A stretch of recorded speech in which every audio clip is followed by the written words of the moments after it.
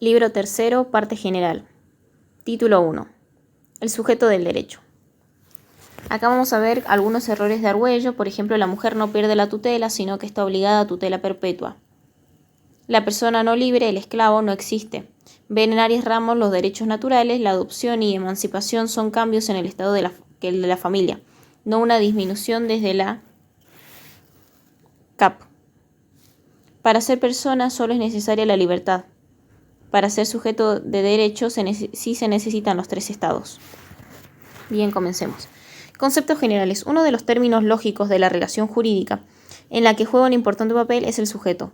Como se ha dicho, el derecho objetivo no flota en una nube sobre la realidad social, sino que se concreta en forma de deberes y derechos subjetivos, los cuales para existir necesitan titulares o sujetos, que constituyan los centros de imputación de esos derechos o deberes.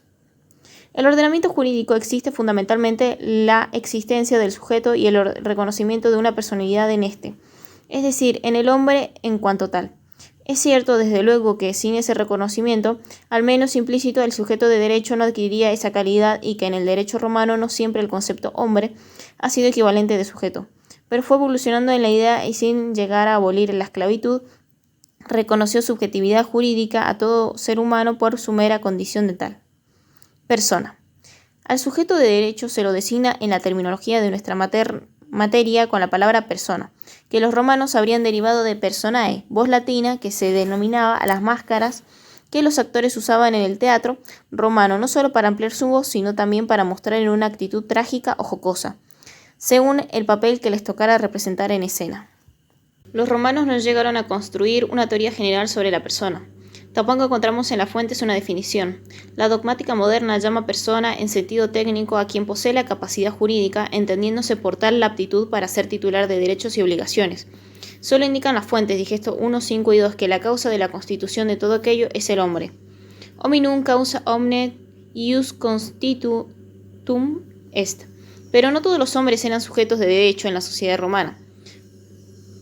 Sujeto de derecho era el hombre que a esa calidad agregaba otras condiciones esenciales exigidas por la ley, a saber, ser libre, status libertatis, ciudadano romano, status civitatis, y jefe de familia, o ciu iuris, status familiae. La posesión de esos tres estatus daban al ser humano plena capacidad jurídica, por lo cual la capacidad jurídica se le suele denominar también personalidad.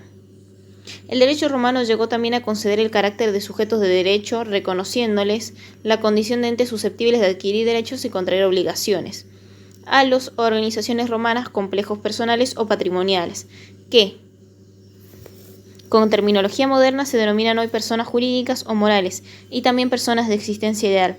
Por lo tanto, el derecho privado reconoció dos categorías de personas, las individuales o físicas, o sea, el ser humano en las condiciones exigidas por el ordenamiento normativo romano, y las jurídicas, es decir, las entidades personales o patrimoniales sin naturaleza individual humana.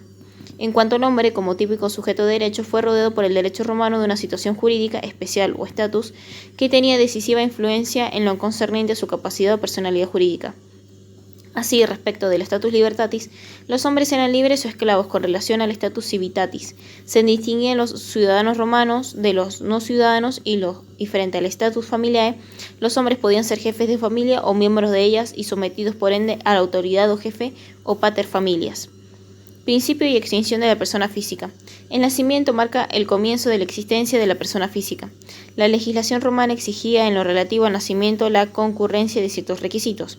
Primeramente, que el ser estuviera efectivamente separado del claustro materno, es decir, cortado el cordón umbilical que lo unía al vientre de la madre, porque al decir de las fuentes Digesto 25, 4, 1, 1, el parto antes que se dé a luz es parte de la mujer o de sus entrañas.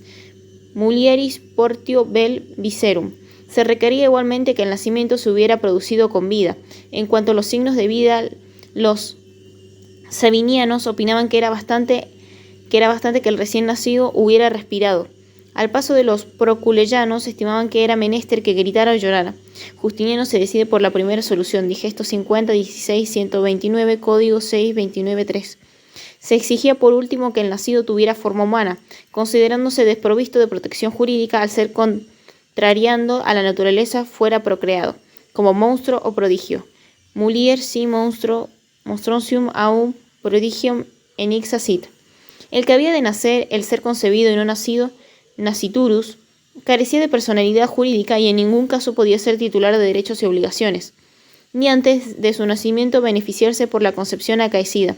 No obstante, la legislación romana reservó al nasciturus, especialmente en materia sucesoria, los derechos que hubiera podido adquirir en el momento de su nacimiento, tutelándolo, mientras tanto, con un curador especial, el curator ventris. A veces, cuando con ello se favorecía al concebido su condición jurídica en el tiempo de su nacimiento, se establecía con referencia al momento de la concepción, como por ejemplo para determinar la condición de hijo legítimo o la de libre o ciudadano.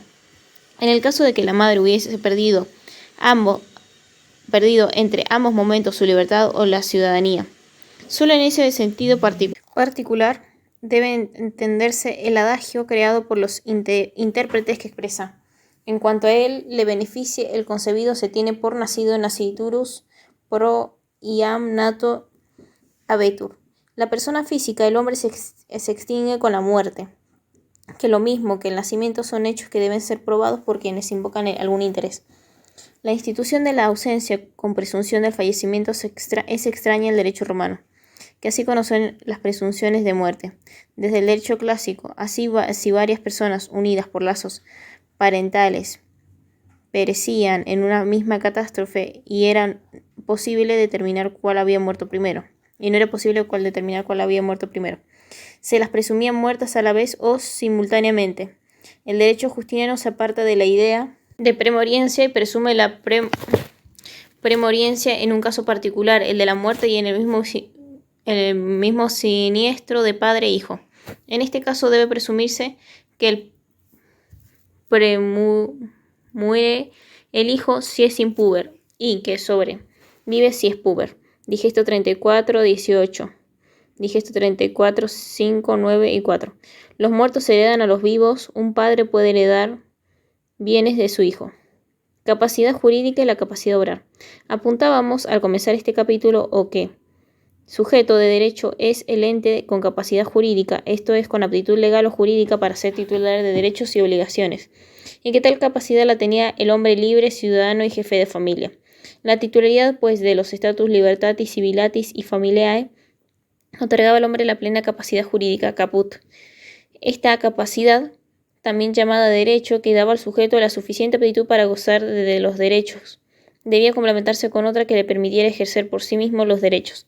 Esta es la llamada capacidad de obrar o de hecho facultad de obrar, como la que denominaba Savigny. Presupuso la incapacidad jurídica porque solo puede ejercer derechos la persona que es titular de ellos. La capacidad de obrar es una capacidad dinámica, atañe al ejercicio de los derechos. La capacidad de derecho es estática.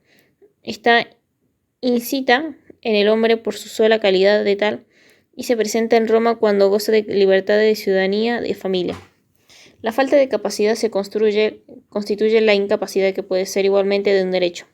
Cuando la persona carece de aptitud legal para ser titular de algún derecho o de hecho, si le falta aptitud jurídica para ejercer por sí misma los derechos.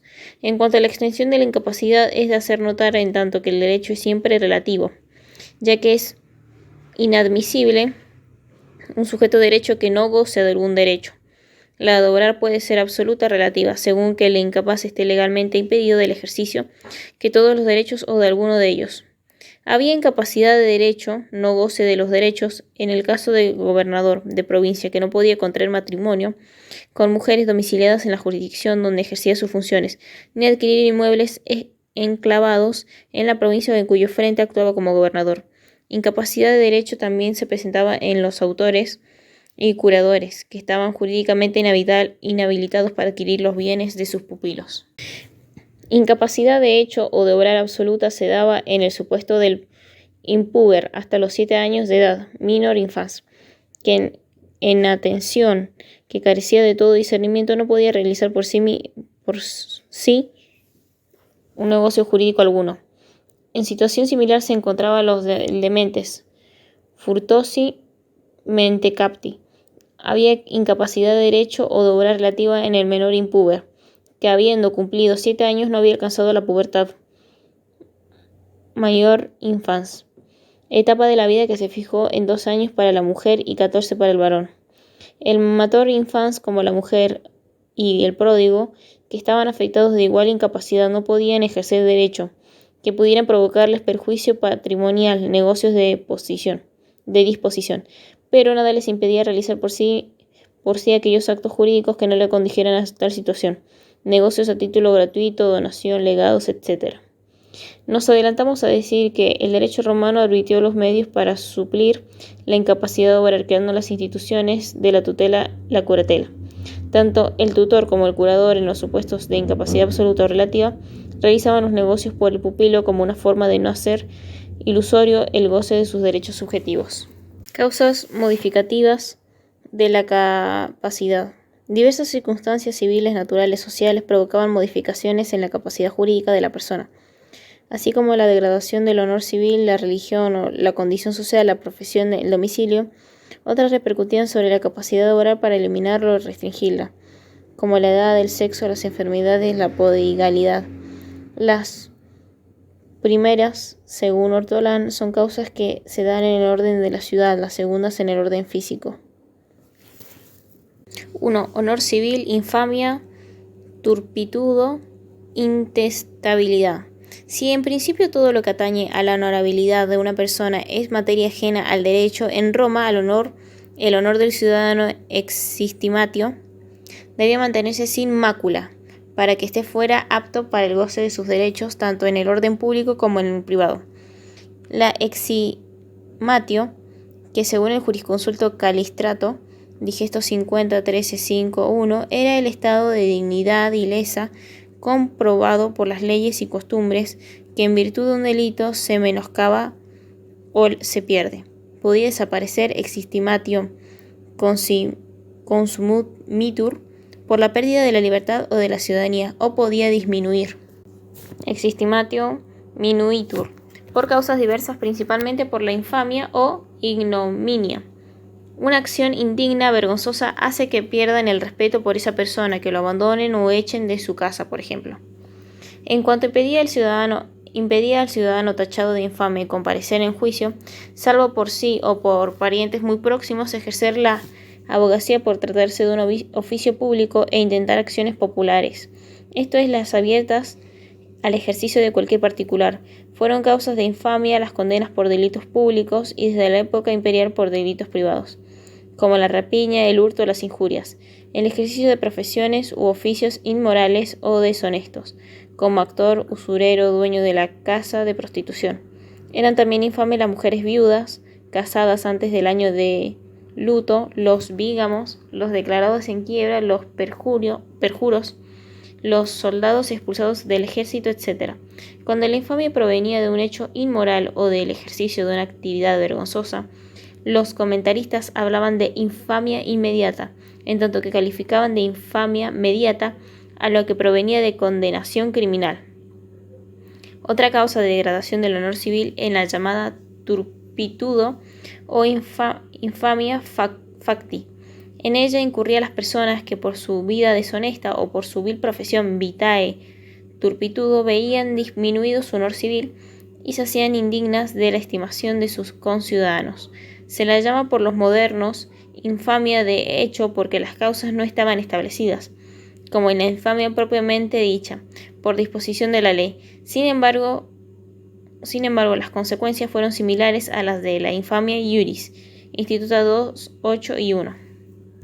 Digamos, por fin, que desde los más antiguos tiempos, Roma exigía de sus ciudadanos una honorabilidad sin tacha y sancionaba a los que, con su conducta, violaran las austeras costumbres de la sociedad. Así como la ley de las 12 tablas, se conoció otra disminución de la existimatio llamada intestabilidad. Era la prohibición de realizar actos jurídicos formales en los que hubieran de intervenir testigos, que se establecía contra los llamados homines intestabiles. 2. Religión. Las diferencias de derecho en las personas, según la religión que profesaban, se hicieron notorias con el advenimiento del cristianismo como culto oficial del imperio en época de Constantino. A partir de entonces se distinguieron en la aplicación del derecho privado los cristianos, fieles de los herejes, apóstatas, judíos y maniqueos, privados del derecho de ser testigos de suceder por causa de muerte y en algunos casos de adquirir por cualquier título. Los judíos no podían ejercer cargo público, contraer matrimonio con cristianos, ni poseer esclavos de esta religión. Código 196, Código 1918. 3. Condición social.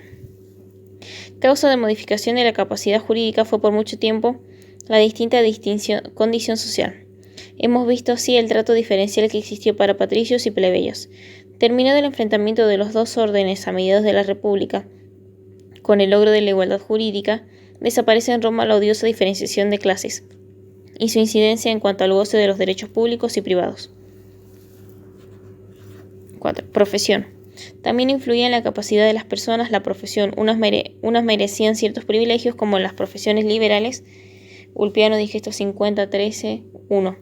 Otras, por el contrario, traían la tacha de infamia, con la consiguiente disminución de derechos.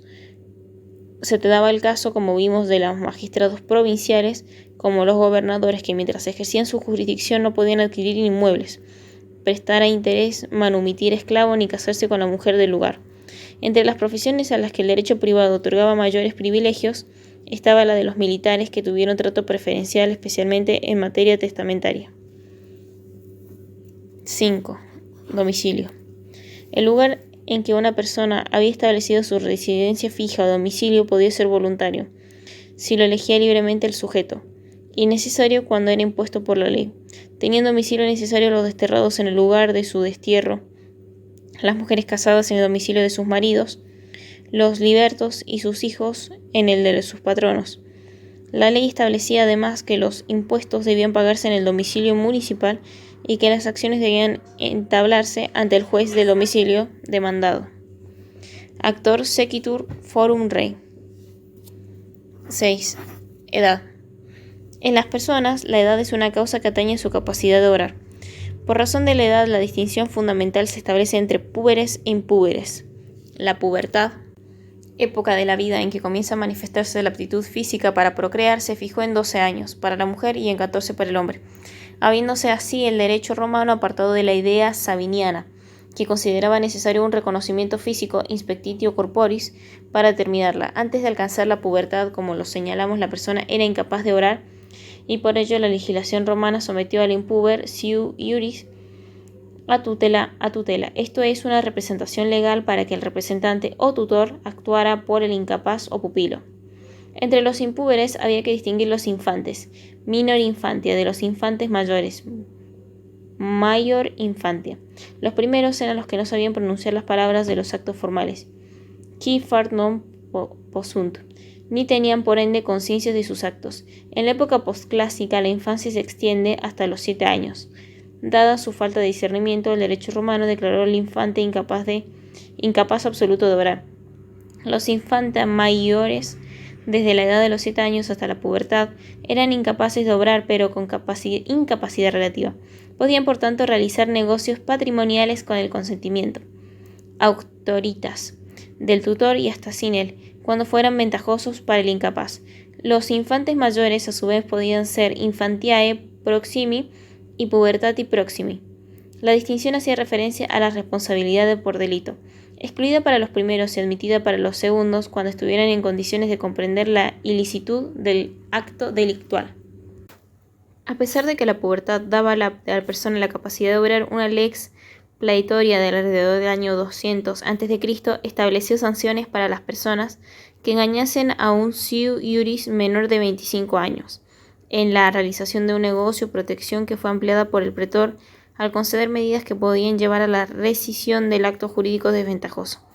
A partir de tales remedios legales se impuso la costumbre de que hasta la edad de 25 años el menor fuese asistido por un curador designado por el magistrado.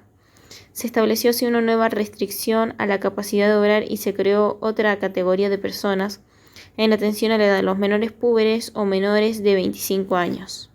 Minoris viginti quinque annis. Sin embargo, en el derecho postclásico, el varón de 20 y la mujer de 18 años podían obtener una declaración de mayoría de edad por favor imperial, venia aetatis, que les daba capacidad de obrar, pero solo en cuanto a los actos de disposición de bienes inmuebles. Sexo. 7. Sexo. El sexo era otra cosa modificatoria de la capacidad de obrar. La mujer en los pueblos indogermánicos siempre estuvo colocada en situación inferior al hombre. En Roma estaba excluida del ejercicio de las funciones públicas y por la naturaleza patriarcal de la familia se hallaba privada de todo poder familiar. La mujer, cuando en siu iuris, esto es, cuando no se hallaba bajo el poder paterno, patria potestas, ni marital, manus. Cualquiera que fuera su edad, fuese o no puber, estaba sometida a tutela perpetua del sexo, tutela mulierum. Era incapaz de obrar con incapacidad relativa, le estaba permitido realizar todos aquellos actos que pudieran producirle beneficio patrimonial. Para los demás era necesaria la auctoritas tutoris. La tutela perpetua del sexo fue limitada en el derecho clásico, hasta el final desapareció. 8. Enfermedades corporales y mentales. Tenían también influencia en el derecho de las personas las enfermedades corporales y las alteraciones mentales. Varias restricciones o exenciones especiales se referían a los ciegos, los sordos o los mudos. Los primeros no podían testar válidamente si no observaban formas especiales y los segundos estaban incapacitados para realizar todos aquellos actos cuyos requisitos formales no pudieran ser satisfechos en razón del vicio corporal. Los eunucos los eunucos eran los hombres castrados. Estaban impedidos para contraer matrimonio y desde Justiniano para adoptar en cuanto a los enfermos mentales, los locos, furiosi, y los imbéciles, demente mentecapti. Tenían una incapacidad absoluta de hecho por carecer de discernimiento, como los infantes. Sus personas y especialmente sus bienes estaban sometidos a un curador. Sin embargo, el derecho romano les reconoció capacidad en los intervalos lúcidos. Lúcida intervalla. Prodigalidad. El pródigo, prodigus, aquel que tenía la manía de dilapidar sus bienes, podía ser privado bajo pronunciamiento de magistrado de su plena capacidad de obrar. Quedaba de esta suerte con una incapacidad relativa, excluido de modo semejante al mayor infantia, de la posibilidad de contraer obligaciones y estipular negocios dispositivos, pudiendo solo participar en aquellos que le trajeran un enriquecimiento. El pródigo también estaba asistido por un curador. Capitis de minutio. Una particular institución jurídica creada por el derecho romano fue la capitis de minutio. Implicaba un cambio en los estados de libertad, de ciudadanía o de familia que integraban a la plena capacidad jurídica o personalidad del sujeto en Roma. Era una variación del status, prioris status permutatio, que podía ser triple como el estado mismo. Gallo 1.159, Institutos 1.16. Máxima capitis de minutio. Cuando se perdía la libertad y se extinguían por consecuencia los otros dos estatus, media capitis diminutio, si se perdía el estado de ciudadanía, lo que implicaba el cese del estatus familiar, mínima capitis diminutio, cuando se producía un cambio en el estado de familia. La máxima capitis diminutio ocurría cuando el ciudadano libre era reducido a la condición de esclavo por alguna de las causas previstas por el derecho de gentes o por el derecho civil. Importaba la extinción de la personalidad civil porque el esclavo no era para el derecho romano persona, sino cosa. La capitis diminutio media tenía lugar cuando el sujeto perdía la condición de ciudadano romano, aunque conservaba el estado de libertad. Se extinguía la ciudadanía por ciertas condenas como la interdicción del agua y del fuego, la deportación el destierro, y también cuando el ciudadano voluntariamente abandonaba su ciudadanía de origen para adoptarla de un país extranjero. Institutos 1, 6 y 2. Había capitis diminutio mínima en todos los casos en que la persona, sin perder el status civitatis, cambiaba de familia, mutatio familiae, como ocurría con la adopción, la conventio, in manu mariti, la derogación, la legitimación y la emancipación. Es de hacer notar que así como la máxima y media disminución de cabeza tenían el efecto de colocar a la persona que las experimentaba en una condición jurídica inferior a la que tenía, ya que llevaban aparejadas la pérdida del status libertatis y del status civilitatis. La mínima disminución de cabeza podía significar una elevación de su capacidad jurídica, como ocurría en el caso de la emancipación, en la que el hijo sometido a la potestad paterna salía de ella y se convertía en jefe, alcanzando así el goce de todos los derechos públicos y privados. Status libertatis.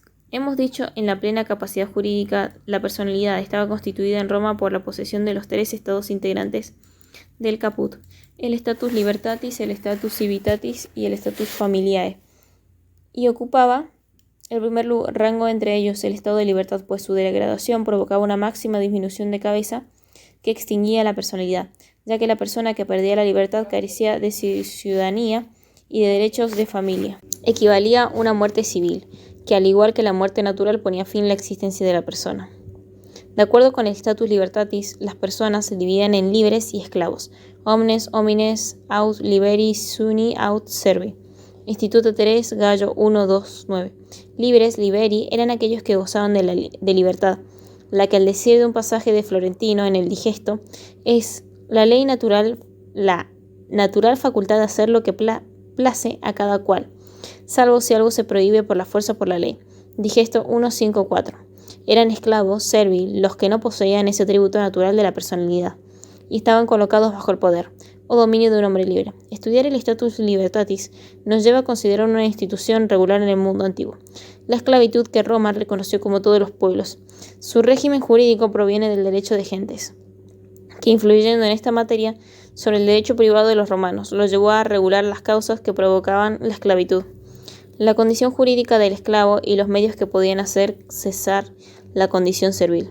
La esclavitud, sus causas. Las fuentes definen la esclavitud diciendo que es una institución del derecho de gentes por la que alguien es sometido contra naturaleza al dominio de otro.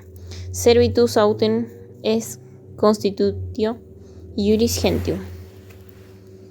Agua quis domino alieno contra naturam subicitur.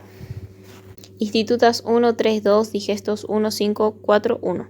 Vemos pues que contra los dictados del derecho natural para el que los hombres nacen libres e iguales, el derecho de gentes reguló la institución de la esclavitud, que fue siempre admitida en el mundo romano y considerada plenamente legítima según su derecho positivo.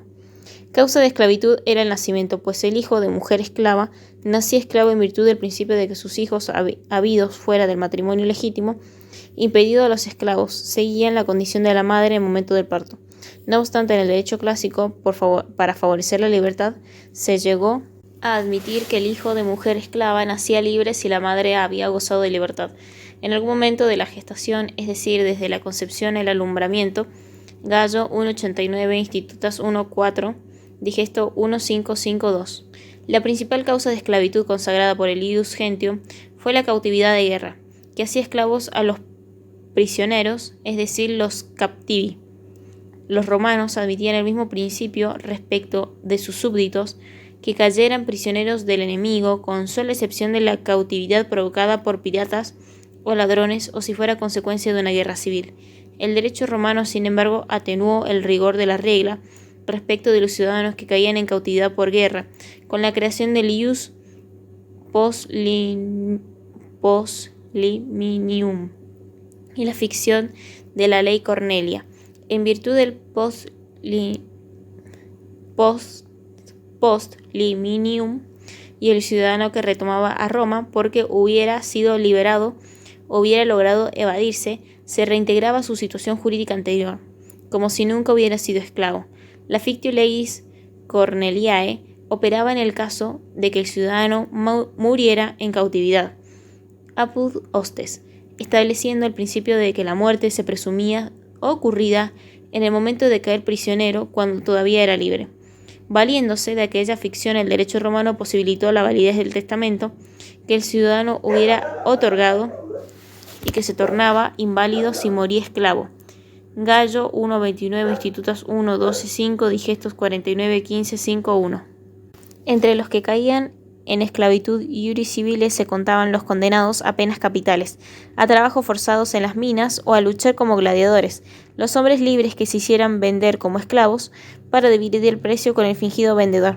Después de recuperar su libertad inalienable, las mujeres que tuvieran relaciones concubinarias con esclavos y no tendieran la intimación por 3 veces, les hiciera el dueño de estos para que cesara la irregular situación. Y los libertos ingratos, esto es, los esclavos manumitidos que no observan las obligaciones de respeto y reverencia que tenían para el antiguo amo o patrono. Condición jurídica del esclavo. Por principio, para el derecho romano, el esclavo era jurídicamente una cosa, res, de la categoría de las cosas transmisibles por mancipación, res mancipi. Como cosa estaba sometido a la potestad, más propiamente al dominio de su amo, que tenían los poderes de un dueño o dominus, dominica potestas. Así podía disponer de su vida, castigarlo, abandonarlo sin que por ello obtuviera la libertad y enajenarlo como cualquier otra cosa transmisible por acto inter vivos. Sin embargo, la legislación romana no pudo desconocer la realidad de que el esclavo era una cosa con naturaleza humana y paulatinamente fue atenuando tanto doctrinaria como prácticamente el rigor del principio, sin romper el precepto legal de la absoluta incapacidad jurídica del siervo. Así se reconoció un matrimonio especial entre esclavos que se llamó contubernium, del que derivaba un parentesco, la cognatio servilis, que tenía valor jurídico en materia de impedimentos matrimoniales y de sucesión legítima respecto de aquellos que hubieran alcanzado la libertad. Tenía personalidad en el orden religioso y por tanto su votum era válido y eficaz. Participaba del culto público y del familiar. Tenía derecho a honras funerarias y su sepultura era religiosa, como la de cualquier hombre libre. En cuanto a la amplitud de los poderes del amo, también se suavizó el rigor de los primeros tiempos. Se prohibió al dominus arrojar su esclavo a las fieras. Si no mediaba condena judicial, se le reconoció la libertad al que hubiera sido abandonado por su señor por viejo y enfermo. Se sancionó con la pena del homicidio al que diera muerte a su propio servus. Se obligó al amo demasiado cruel a vender a su esclavo y se autorizó a éste a ejercer una acción de injuria, actio injuriarum, contra aquel por las ofensas al honor que le hubiera inferido. 1. El peculio. No siendo el esclavo sujeto del derecho, sino cosa objeto de él, servili caput nullum ius habet, digesto 4.5.3.1, carecía de capacidad jurídica tanto personal como patrimonial. Para mitigar esta última incapacidad, el amo solía entregar al esclavo un peculio, esto es, una masa de bienes para que los administrara y obtuviera los beneficios de que ellos derivasen. Jurídicamente, el dominus era siempre propietario del peculio y podía revocar en cualquier momento su concesión. Ademptio peculi. 2. Relaciones patrimoniales. En las relaciones patrimoniales, especialmente a partir del otorgamiento del peculio, podía el esclavo actuar jurídicamente dentro de un ámbito siempre reducido y con sujeción a su dueño. Se admitió que realizara negocios de adquisición, pero por ser patrimonialmente incapaz y mero órgano de su señor. Todo lo que adquiriera la propiedad del dominus, no solo el instrumento de adquisición del amo, por los negocios que hubiera realizado, sino también por los provenientes de cualquier otro acto, como ocupación, herencia, etc. Así como las adquisiciones del esclavo se enriquecían al amo, éste quedaba ajeno a las relaciones de las que surgieran obligaciones que por aplicación de principios consagrados por el ius civile no recaían sobre el dominus. Al carecer el siervo de patrimonio y ser incapaz para demandarlo judicialmente, resultaba que los acreedores se veían burlados en sus derechos, al no tener acción contra el amo ni contra el esclavo, que solo se obligaba naturalmente. Acciones 3. Actiones adiectitiae qualitatis. La anómala situación creada por el rigorismo del derecho civil al consagrar el principio de que el siervo podía con sus negocios jurídicos mejorar la condición del amo, pero no empeorarla, fue corregida por el derecho honorario, con la creación de acciones especiales que engendraban, junto a la obligación natural del esclavo, una responsabilidad adicional del dominus. De ahí su denominación de actiones adiectitiae qualitatis. El ejercicio que ellas por los acreedores del esclavo hacía que el amo respondiera por la deuda, ya íntegramente, ya hasta el monto del peculio, o al menos por aquello en que se hubiera enriquecido a consecuencia del negocio realizado por su esclavo. Diversas acciones entran en la categoría de las adiectitiae qualitatis, que eran de aplicación no solo para los contratos realizados por el esclavo y de los que nacieron obligaciones a su cargo, sino también para los concertados por los hijos de familia sometidos a la potestad paterna. Entre ellas se cuentan las actio quod iusu, cuando la deuda hubiera sido contraída con el consentimiento expreso del amo, iusum, que se prestaba a obligarse por el negocio, La acto exercitoria. Si la obligación se hubiera constituido por el siervo colocado al frente de un comercio de mar como armador de navíos, exercitor navis, y la actio institutoria. Cuando la deuda proviniera de un negocio terrestre, en estos casos el dominus quedaba obligado por la totalidad de la deuda. La actio de peculio, la tributoria y la de reimverso pertenecen también a la categoría de las acciones addiecticiae qualitatis, diferenciándose de las anteriores en que no se las concedía por la deuda entera. La actio de peculio se daba cuando el amo había entregado un peculio al esclavo para que se lo administrara y negociara, en cuyo caso los acreedores solo podían cobrarse hasta donde alcanzara su activo, previa deducción de lo que con el peculio hubiera que pagar, incluida la devolución al amo. La actio tributoria se ejercía por los terceros hasta el límite de la cantidad autorizada por el dominus al siervo para la realización de un comercio con su peculio, mers peculiaris, con la ventaja de que el crédito que el amo tuviera contra el esclavo no tenía ningún privilegio respecto de los demás acreedores. La actio de in reimverso autorizaba para demandar al señor hasta la medida de la ganancia o el enriquecimiento injusto que le hubiera producido el negocio del siervo. 4. Actio noxalis. Por lo que concierne a la responsabilidad del esclavo por los delitos que hubiere cometido, se concedía a la víctima una actio noxalis para demandar al amo la entrega del culpable noxae deditio. Cabía la posibilidad de que el amo no efectuara este abandono, calificado de noxal, pagando la pena pecuniaria fijada para indemnizar al lesionado. El derecho de a exigir el cumplimiento de la obligación de reparar el perjuicio que había sufrido por el delito recaía sobre el cuerpo del esclavo culpable, siguiéndolo hasta aquel a quien pasara la titularidad de la potestad. Así, si el siervo cambiaba de dominus, la acción noxal se dirigía contra aquel bajo cuya potestad se encontraba en ocasión de iniciar la demanda y no en contra el amo titular del dominio en el momento de cometerse el delito. Esto fue consecuencia del principio de que la acción seguía al esclavo a la cosa y no al amo, noxa caput sequitur. Como cabe hacer notar que los hijos de familia estaban sometidos al mismo régimen que los esclavos, en cuanto a su responsabilidad delictual, con la diferencia que el abandono noxal, que se efectuaba mediante la emancipatio, no daba al demandante la propiedad de filius, como ocurría con el esclavo, sino con la colocaba bajo el manciptum. Debemos agregar que el abandono noxal de los hijos de familia cayó en desuso alrededor del siglo IV de la era cristiana y fue suprimido definitivamente por Justiniano. Análogos efectos que las acciones noxales que se ejercitaban en caso de delitos cometidos por personas sujetas a potestad presentaba la actio de pauperie, que se daba contra el dueño de un animal doméstico que provocaba un daño y que podía liberarse del resarcimiento dinerario, entregando el animal al particular lesionado.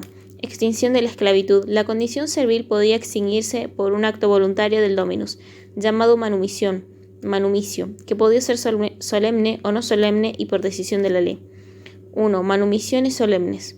El derecho civil creó 3 formas solemnes de manumisión: la manumisión por vindictia, la manumisión por censo y la manumisión por testamento, todas las cuales importaban la salida del esclavo de la manus o potestad del dominus, por un acto de disposición que tenía la virtud de convertirlo en libre y ciudadano.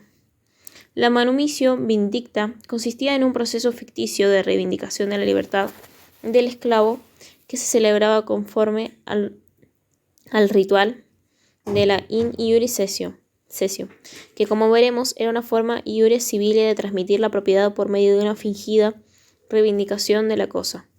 Participaba del acto que se hacía delante del magistrado, el dominus, el esclavo, y un tercero, adsertor libertatis, que tocaba al esclavo con una varilla, vindicta, afirmando solemnemente que era hombre libre. Como tal declaración no era contradicha por el amo, el magistrado la confirmaba y pronunciaba la dictio libertatis. La manumitio census se hacía mediante la inscripción del esclavo en las listas del censo de ciudadanos por su dominus. A fines de la República, cuando el censo fue cayendo en desuso, dejó de tener aplicación esta forma de manumitir. El manumitio testamento fue la concesión de libertad hecha por el amo en un testamento ya de modo directo, ya encargando al heredero que manumitiese al esclavo. Fideicomisaria libertas. En el primer caso, el esclavo adquiría la libertad tan pronto como el heredero aceptaba la herencia. En el segundo, el eres instituido debía realizar la manumisión por cualquiera de los medios legales. Entretanto, el esclavo no adquiría la condición de hombre libre, admitiéndose, en caso de que el heredero fuera remiso a cumplir la voluntad del testador, que interviniese el magistrado en fin de constreñirle a efectuar la manumisión. 2. Manumisiones no solemnes. A la par de los modos solemnes de manumitir fueron apareciendo en Roma otros desprovistos de formalidades. Así se podía dar la libertad al esclavo con la sola declaración del amo ante la presencia de amigos, interamicos, mediante una carta dirigida al servus, per epistulam, y también admitiéndolo, como si fuera hombre libre, en la propia mesa del señor, per mensam. Estas manumisiones no formales carecieron del principio de validez legal, por lo que el esclavo era libre de hecho, pero no de iure. El pretor, por razones de equidad, comenzó a dispensar una cierta protección a los que hallaban en una situación hasta que una lex unia urbana de principio del imperio estableció que los manumitidos por tales procedimientos no adquirían la condición de ciudadanos, sino de latinos, por el cual se dio en llamarlos latini iuntario. Estos latinos, categoría especial de no ciudadanos, tuvieron capacidad patrimonial para disponer por actos entre vivos, pero carecían de ella si se trataba de actos de disposición por testamento, porque expresa la prescripción de la ley. A su muerte los bienes se transmitían al antiguo dominus. Por ello se ha dicho que aquellos latinos vivían libres y morían esclavos. En tiempo de Justiniano se abolió la categoría de latini iuniani, y se admitió que la voluntad expresada por cualquiera de los medios no formales de manumitir daba al esclavo la calidad de libre y de ciudadano romano, siempre que se hiciera en presencia de 5 testigos. En tiempo del emperador Constantino, habiendo perdido prácticamente vigencia las manumisiones formales del antiguo derecho civil, se creó una nueva revestida de ciertas solemnidades, la manumitio in ecclesia. Consistía en la declaración del amo, efectuada en una iglesia, ante las autoridades eclesiásticas y el pueblo cristiano, de que concedía libertad a su esclavo. Extinción por ley. El ordenamiento legal romano consagró diversas causas que, independientemente de las manumisiones, hacían del siervo un hombre libre. Así, si el dominus lo hubiera abandonado gravemente enfermo, cuando lo hubiera vendido bajo la condición de que el comprador lo manumitiese, y la condición no se cumpliere si se encontrara de buena fe en posesión de la libertad durante 20 años, y desde Justiniano cuando hubiere alcanzado una dignidad o recibido las órdenes eclesiásticas. 4. Los libertos y el derecho del patronato. Los esclavos manumitidos, llamados libertos o libertinos, liberti o libertini, eran ciudadanos jurídicamente capaces, aunque no gozaban de la misma condición de los que habían nacido libres y conservado tal condición durante toda su vida. A estos ciudadanos se los denominaba ingenui. Los libertos no podían ser magistrados romanos ni ingresar al Senado. También tuvieron restricciones en lo atinente a los derechos privados, como la prohibición de contraer matrimonio con ingenuos, abolida solo por Justiniano, y especialmente la derivada de la relación que mantenía al liberto ligado con su antiguo dominus. Este vínculo, que se extendía hasta los descendientes del amo, constituyó el derecho de patronato, iura patronatus. Este especial derecho hacía que el liberto debiera al patrono antiguo dominus los deberes de reverencia que se manifiestan en la prohibición de demandarlo sin autorización del magistrado, ni entablar contra él acción criminal que pudiera llevar aparejada la tacha de infamia. Estaba igualmente obligado a prestarle determinados servicios, operae, que podían ser exigidos judicialmente por el patrono si se los había prometido por juramento, promisio iura liberti, antes de la manumisión o por estipulatio después de ella. El patrono era llamado por ley al desempeño de la tutela de los hijos del liberto y tenían derecho a la sucesión si moría sin herederos suyos, herederes sui. Si el patrono fallecía, sus derechos se transmitían a sus descendientes y desde Justiniano a sus demás herederos. Patrono y liberto tenían la recíproca obligación de prestarse alimentos en caso de necesidad, y aquel también quedaba obligado a asistir al liberto en juicio, defenderlo y no intentar una acusación por delito capital. Pero podía en todos los casos, desde el derecho justiniano, renunciar a los derechos inherentes al patronato. El liberto pudo adquirir la ingenuidad por concesión imperial, primeramente por el ius aereorum annulorum, derecho de usar el anillo de los caballeros, que lo convertía en ingenuo, si bien perduraba la relación de patronato más tarde por la restituto natalium, que equiparaba en absoluto al hombre libre, su patrón, sí, el patrono aceptaba renunciar a los derechos del patronato. Restricciones a la facultad del manumitir. Por razones de orden político, social y hasta moral, el emperador Augusto hizo dictar por el comicio 2 leyes tendientes a restringir la facultad de los amos para manumitir a sus esclavos, que se había venido usando exageradamente. Fue la primera de ellas la Lex Fufia o Furia Caninia del año 2 a.C., que tuvo por objeto restringir las manumisiones testamentarias, estableciendo que ello solo podía hacerse nominativamente, es decir, identificando al esclavo por su nombre. Prescribió además límites en cuanto al número de esclavos a manumitir. Así, el amo que tuviera 3 esclavos podía manumitir hasta 2, el 3 a 10, la mitad, el de 11 a 30, el tercio, el de 30 a 100, el cuarto y el de 101 a 500, el quinto. En ningún caso se podía pasar de 100. Esta ley fue derogada por Justiniano. La Lex Aelia Sentia del año 4 después de Cristo también consagró disposiciones restrictivas a la facultad de manumitir. Dispuso que para la manumisión fuera válida, el manumisor debía tener no menos de 20 años y el esclavo 30, a no ser que mediase una justa causa comprobada ante un consejo especial. Declaró nulas las manumisiones que solían hacer para defraudar a los acreedores. Prescribió por último que los esclavos manumitidos que hubieran observado mala conducta durante su estado servil no obtenían la ciudadanía romana, sino la condición de peregrinos dediticios, peregrini deditici. Justiniano conservó de esta ley la nulidad de la manumisión hecha en fraude a los acreedores y rebajó la edad del manumisor a 17 años. Relaciones afines a la esclavitud. El derecho de Roma conoció ciertas relaciones afines a la esclavitud, dentro de las cuales quienes la experimentaban ocupaban una situación muy semejante a la de los esclavos. Así, las personas, in causa mancipi, que era el caso de filius familias, al que el pater vendía a otro pater o hacía entrega de él en reparación de algún delito, noxae deditio. También el redemptus ab ostibus, supuesto del ciudadano rescatado por un tercero de la cautividad mediante el pago de un rescate que era considerado esclavo del redentor hasta que reintegrara el rescate. El colonato, la situación a fin de la esclavitud que en Roma se dio con frecuencia, que por ello alcanzó mayor relieve, fue la del colonato. Los colonos, coloni, eran arrendatarios de tierra que en situación de dependencia que se hallaban adscripto a la gleba, servi terrae glebae adscripti, y debían pagar un canon por el fundo que ocupaban y que no podían abandonar bajo pena de esclavitud. El propietario tampoco podía separar al colono de la tierra ni vender al predio sin el colono, ni a éste sin el fundo. Esta relación de dependencia podía cesar si el colono adquiría el inmueble al que estaba adscripto o si alcanzaba una alta dignidad eclesiástica. Status civitatis. Otro de los estados integrantes del caput, esto es de la personalidad o capacidad jurídica de un individuo en Roma, fue el status civitatis. Únicamente los que gozaban de la ciudadanía romana eran capaces de derecho en la esfera tanto del ius publicum como del ius privatum, porque el ordenamiento jurídico romano solo amparaba a los miembros de cives. En relación al status civitatis, las personas se dividían en 2 clases perfectamente diferenciadas: ciudadanos y extranjeros o peregrinos, peregrini. Entre ambos grupos se encontraba una clase intermedia, la de los latini.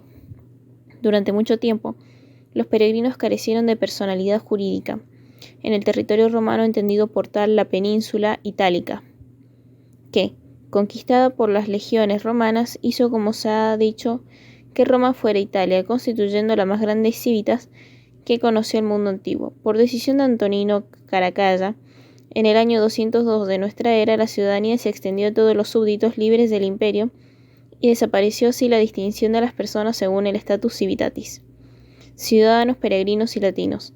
En Roma, se era ciudadano por nacimiento, por liberación de la esclavitud o por concesión de la autoridad. Eran ciudadanos por nacimiento los hijos concebidos por padres ciudadanos unidos en legítimo matrimonio, iustae nuptiae, y también el hijo nacido de madre ciudadana, aunque ésta hubiera alcanzado la ciudadanía después de la concepción. Las manumisiones solemnes en el derecho civil y cualquier forma de manumitir en el derecho justiniano hacían del esclavo un hombre libre y ciudadano. Por concesión de la autoridad llegaron a ser cives romani los extranjeros a quienes por razones especiales, premios por servicios de orden militar o social, El comicio era época de la República o el emperador después habían otorgado este favor de carácter excepcional. La ciudadanía por concesión de la autoridad podía beneficiar a una persona determinada o a un grupo de personas y también a los habitantes de una ciudad o región. Por estas concesiones colectivas todos los pobladores de Italia adquirieron la ciudadanía romana a fines de la República. Y durante los primeros años del Principado muchas comunidades fuera de ella, finalmente Antonino Caracalla,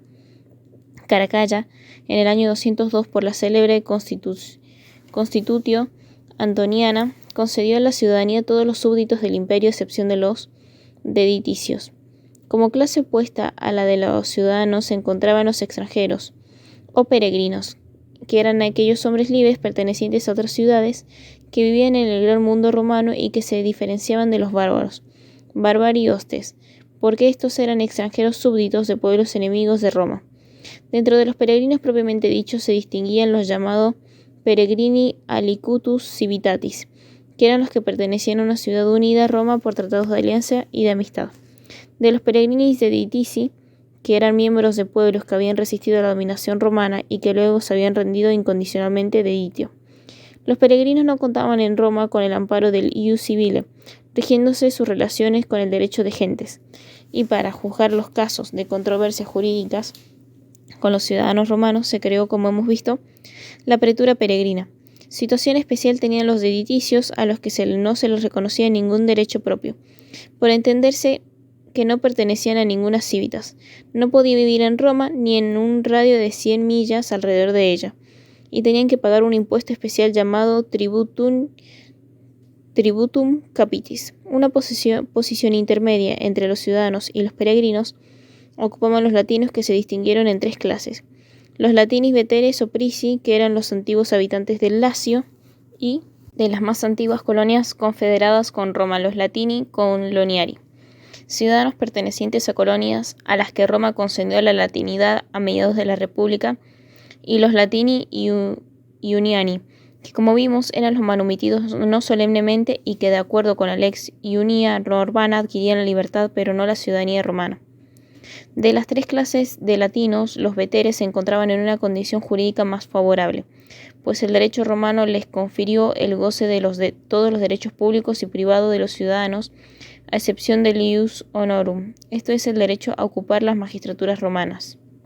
Los latinos de las colonias solo gozaban del ius commerci, y así podían testar, celebrar contratos y gozar de la propiedad romana, estándoles vedado el goce de los otros derechos privados y de los derechos públicos, aunque podían votar cuando se encontraban en Roma. Por su parte, los latini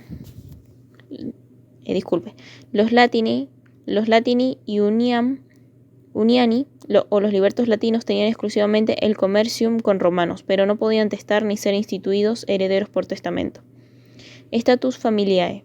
Concernía también a la integración del caput con los estados de libertad y de ciudadanía. El status familiae, que era la situación en que se encontraba un hombre libre y ciudadano.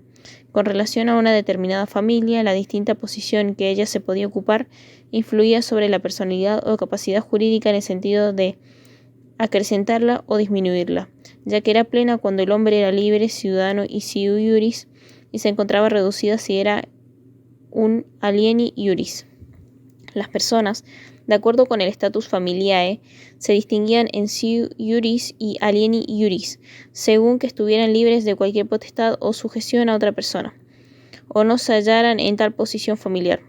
Es una distinción fundamental, no menos que la que diferencia a las personas en libres y esclavos, y en ciudadanos y no ciudadanos, y tuvo origen en la peculiar organización de la familia romana. Sui iuris y alieni iuris. Era sui iuris el sujeto autónomo respecto de cualquier potestad familiar, el ciudadano que no tuviese ascendientes legítimos y masculinos, vivos o que hubiera sido liberado de la potestad paterna mediante un acto jurídico, llamado emancipatio. El hombre sui iuris era denominado pater familias, independientemente de que tuviera o no hijos o que fuera o no mayor de edad. Esta condición solo se daba en el varón no sometido a potestad familiar, manus o potestas, no en la mujer, aunque fuera sui iuris, porque de acuerdo con un principio típicamente romano, Digesto 50, 16, 195, 5, la mujer es cabeza y fin de su propia familia. Mulier familiae suae et caput et finis est.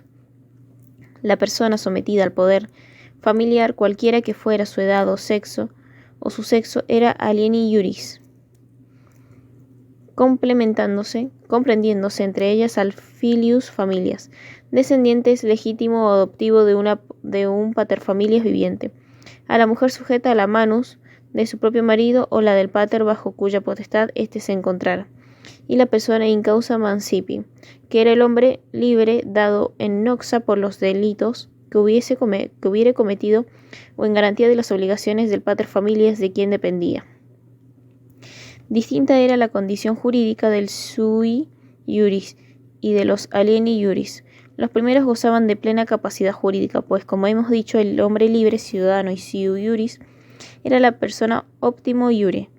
Tenía el goce completo de todos los derechos públicos y privados. Con razón ha podido afirmar Bonfante que el derecho privado romano, en la época verdaderamente romana, es el derecho de los paterfamilias. El ciudadano sui iuris podía ser titular de las 4 potestades clásicas que conoció la legislación romana. La patria potestas, que era el poder del paterfamilias sobre sus hijos y sobre todas las personas agregadas al grupo familiar por adopción o abrogación. La dominica potestas, poder o dominio sobre los esclavos, la manus maritales, potestad que tenía sobre la esposa, y el mancipium, que era la potestad que se ejercía sobre un hombre libre entregado en noxa, ya por los delitos que hubiera cometido, ya para garantizar el pago de las obligaciones del pater familia, y bajo potestad sayar. El filius familia se encontraba en Roma en situación distinta de la del pater, no en cuanto al goce de los derechos públicos, en los que había equivalencia, sino en lo relativo a los derechos privados, dado que el alieni iuris tenía una capacidad restringida debido a la situación de dependencia en que se encontraban respecto a del pater. Así, los filii no podían contraer matrimonio sin la autorización del jefe de la familia, y por lo que a su capacidad patrimonial se refería, su situación era muy parecida a la de los esclavos, pues lo que adquirían se incorporaba al patrimonio del pater, de quien eran menos instrumentos de adquisición. Por lo que hace a la incapacidad patrimonial, esta fue modificándose paulatinamente, especialmente a partir del otorgamiento de los peculios que posibilitaban al filius en algunos supuestos realizar negocio de disposición tanto inter vivos como mortis causa. Nos hemos referido en parte a la condición jurídica del filius familia, porque del esclavo ya hemos tratado, así como de la personae in causa mancipi, que como dijimos se hallaban en una situación afín a la esclavitud. No nos referimos en esa parte a la mujer colocada bajo el manus maritalis, porque de ellas hablaremos al estudiar el matrimonio. Personas jurídicas. Para cerrar este capítulo en que estudiamos el sujeto derecho, nos referimos a otras entidades abstractas e incorporales a las que el derecho romano les reconoció el carácter de personas. Son los entes susceptibles de adquirir derecho y contraer obligaciones que no son personas físicas o de existencia visible, y a los que los comentaristas han llamado personas jurídicas ficticias o morales. La doctrina de las personas jurídicas no es creación del derecho romano, sino de intérpretes posteriores que aplicaron para ello principios generales suministrados por el derecho clásico. Los romanos, para caracterizarlas, decían que sustituyen o representan a las personas, como expresa un pasaje de Florentino: hereditas personae vice fungitur, refiriéndose a la herencia antes de haber sido aceptada por el heredero. Digesto 16, 1, 22.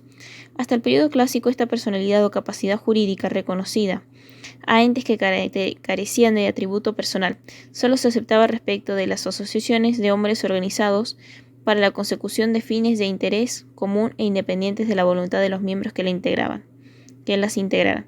Con el derecho bizantino se va más allá en la abstracción y se comienza a atribuir capacidad jurídica a entidades patrimoniales destinadas a un fin específico. De ahí que se haya definido también a las personas jurídicas, diciendo que son las agrupaciones de hombres, asociaciones y las ordenaciones de bienes fundaciones a las que la ley les reconoce en la esfera patrimonial condición de sujetos de derecho. Sobre la base de este criterio, los expositores de nuestra disciplina han distinguido dos clases diferentes de personas jurídicas: las asociaciones o corporaciones, que esencialmente están constituidas por una comunidad de individuos, y las fundaciones, cuyo elemento vial es un patrimonio destinado a un determinado fin. Siguiendo la terminología empleada por muchos romanistas, designaremos estos dos tipos con las expresiones universitas personarum y universitas rerum, distinción que puede servir para caracterizar a ambos grupos, pero que no fue conocida por la jurisprudencia romana. Universitas personarum, universitas rerum. Dentro de la categoría de la universitas personarum se destacaba el Estado Populus Romanus, que era un ente colectivo que actuaba en el ámbito de derecho privado con capacidad para ser titular de derechos y obligaciones. Tenía patrimonio propio, Rerum Populi Romani, y sobre él repercutían básicamente los actos jurídicos. Ejercía el derecho de patronato respecto de sus libertos y era capaz de adquirir por testamentos y legados. Sobre su base se configuraron otras comunidades de derecho público que entraban en el concepto general de las universitas personarum, como los municipia y las coloniae, que tuvieron capacidad patrimonial restringida por razones políticas en la República, pero bastante ampliada en el periodo imperial. 1. Corporaciones. Las típicas personas jurídicas del grupo universitas personarum fueron las corporaciones o asociaciones privadas, para las cuales se usaban muchas designaciones: colegia, sodalicia, socretas, y cuyos miembros se les llamaba sodales o soci. Este agrupamiento de personas fue conocido desde el más antiguo derecho, y la ley de las 12 tablas admitió que pudieran darse sus estatutos siempre que no estuvieran en pugna con la ley. Sin embargo, la idea de la independencia de los miembros respecto de la entidad y el concepto de personalidad jurídica solo llegaron a reconocerse con el derecho clásico. Era requisito fundamental para la existencia de una asociación o corporación que estuviera integrada por 3 personas, como mínimo, y que tuviera la intención de constituir una unidad orgánica tendiendo a un fin lícito, que podía ser religioso, profesional o gremial, lucrativo, etc. Cada ente debía tener un estatuto, órganos directivos, sus representantes, sindici, una caja común o patrimonio independiente del de sus componentes y autorización estatal. En orden a este último recaudo, por mucho tiempo no habría sido necesario, e incluso se llegó a admitir que tenía un carácter general e implícito. Sin embargo, a partir de una lex Lulia de Collegis dictada por Augusto, se habría impuesto la exigencia de la previa autorización estatal que podía emanar del Senado del emperador. El derecho romano no contiene disposiciones expresas que regulen lo atinente a la capacidad de las asociaciones, pero es evidente que desde el período clásico se va afirmando el elemento más caracterizado de la personalidad jurídica de la corporación como ente distinto de sus miembros. Esto es, que los derechos y obligaciones se referían al ente, no a sus integrantes individualmente considerados. Su capacidad, que al decir de un fragmento de Gallo, digestos 3, 4, 1, 1, funciona ejemplo de la res pública, ad exemplum rei publicae, o sea, como la de los dos entes de carácter público, por ejemplo, los municipta o coloniae. Se va poco a poco extendiendo, llegándose a admitir que pudieran manumitir esclavos e inclusive que tuvieran autorización legal para recibir herencias y legados. En lo que concierne a la extinción de la personalidad jurídica de las asociaciones, podía ella producirse por las causas siguientes: por la desaparición de todos sus socios, por acuerdo voluntario de ellos, por la consecución del fin que había sido motivo de su creación y por decisión de la autoridad estatal. Fundaciones. Las típicas personas jurídicas de la categoría Universitas Rerum fueron las fundaciones. Comienzan a aparecer en el derecho imperial como entes que personificaban un patrimonio destinado al cumplimiento de la finalidad perseguida por el instituyente. Generalmente adoptaron forma de instituciones de beneficencia y de culto promovidas por el cristianismo para una causa pía, y de ahí que frecuentemente se confiara el patrimonio a una iglesia para la creación de asilos, hospitales, orfelinatos, etc.